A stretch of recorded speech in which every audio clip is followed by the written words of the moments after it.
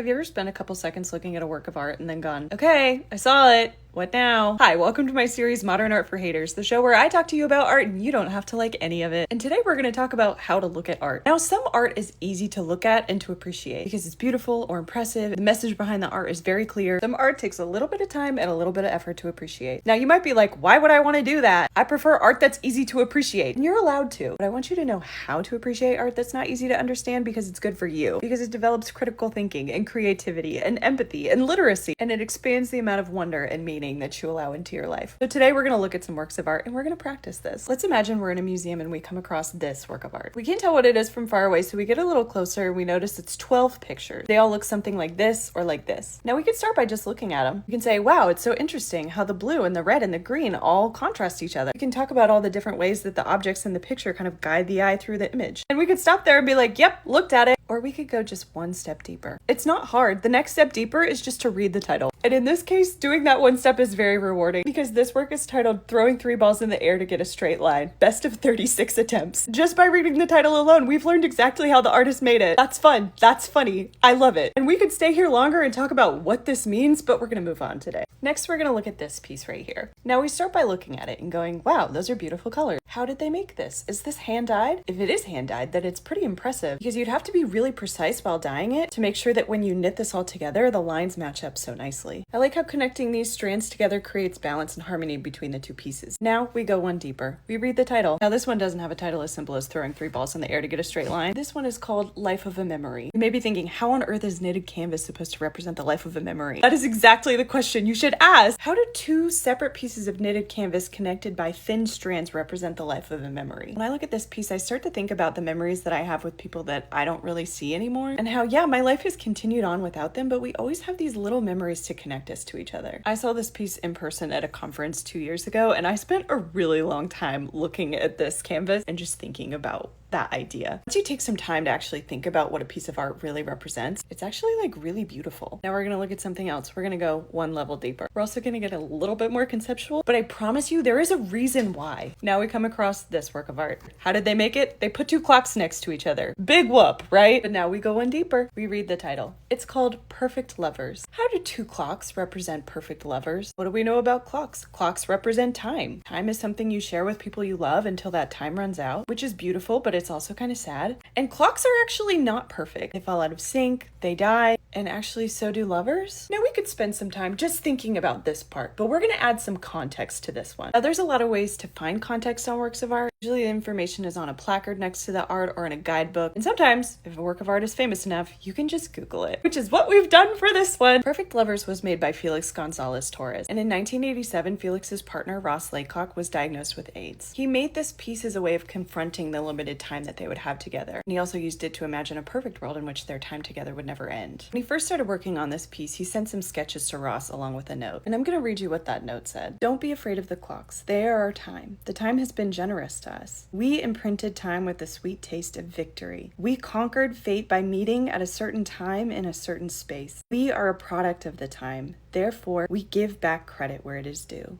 Time. We are synchronized, now and forever.